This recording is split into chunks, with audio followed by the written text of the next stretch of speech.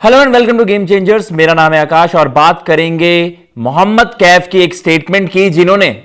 इस बात को लेकर आप कह सकते हैं कि क्लैरिटी दी है कि भाई जो ये डिस्कशन चलती आई है कि संजू सैमसन क्या ऑल ऑफ अ सडन जो कि आपके बेस्ट T20I बैटर के तौर पर 2024 में हमने देखा वो लीडिंग रन स्कोरर भी थे, जबरदस्त रन उन्होंने करे और आप कह सकते हैं कि अलग अलग कंडीशंस में अपने आप को प्रूव करके दिखाया कि भाई वही इंडिया के नंबर 1 विकेट कीपर बैटर है एंड डेफिनेटली वो टीम इंडिया की 11 में अपना एक जो उनका जो प्लेस है वो सिक्योर करे बैठे हैं। लेकिन ओवरऑल जो इस चीज को लेकर बड़ी डिबेट चलती आई है कि अब शुभमन गिल वहां पर आ जाएंगे आपके 11 में, क्योंकि वो डेजिग्नेटेड वाइस कैप्टन है, तो सीधा संजू सैमसन ही बाहर जाएंगे। तो इसको लेकर मोहम्मद कैफ ने जो स्टेटमेंट दी है इंस्टाग्राम पर, उन्होंने कहीं ना कहीं संजू सैमसन के पक्ष में जो बातें रखी हैं जो बिल्कुल मतलब आपको लेजिट भी लगती है कि भाई अब आप ये हो सकता है कि जब आप संजू को बाहर करने की बात कर रहे हैं तो व्हाई नॉट आप संजू के लिए एक स्लॉट वहां पर बनाएं और उस खिलाड़ी को मौका दें जो सबसे ज्यादा एक्सपीरियंस है स्लॉट में। एक्सपीरियंस इन द सेंस अगर आप देखिए टोटल T20 मैचेस की वो बात करोगे वो सारी बात अलग है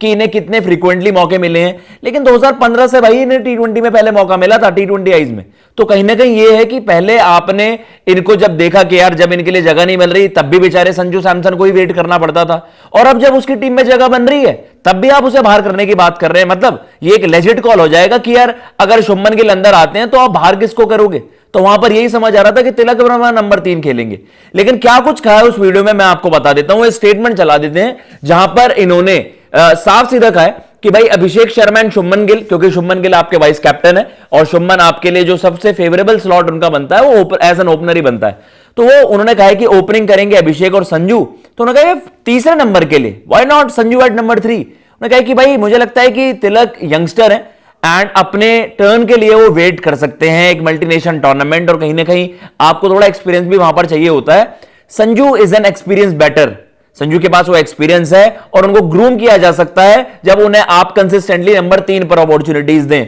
वर्ल्ड कप है 6 महीने बाद और वो अपना चांस डिजर्व करते हैं कि भाई उन्होंने जो परफॉर्मेंसेस दिए हैं, संजू को अगर आप आउटराइटली बाहर कर दोगे टीम से वो भी बहुत ज्यादा अनफॉर्चुनेट होगा। अब देखिए किसी ना किसी के लिए तो हार्श हो गई जब यशस्वी जायसवाल और श्रेयस अय्यर जैसे टैलेंट्स ही टीम इंडिया के इस 15 के ग्रुप में जगह नहीं बना पाते हैं, तो आप सोचने में मजबूर हो जाते हो कि भैया फिर जगह किसकी बनेगी। लेकिन यही चीज इंडियन क्रिकेट टीम में है कि कंपटीशन बहुत नेक्स्ट लेवल का है, जहां पर बेस्ट ऑफ द बेस्ट खिलाड़ी को भी बाहर बैठना पड़ सकता है, और यही मसला हो रहा है तिलक के साथ भी। देखिए अब तिलक का क्या है, तिलक ने भी जबरदस्त परफॉर्मेंसेस दी हैं। अगर आप उनके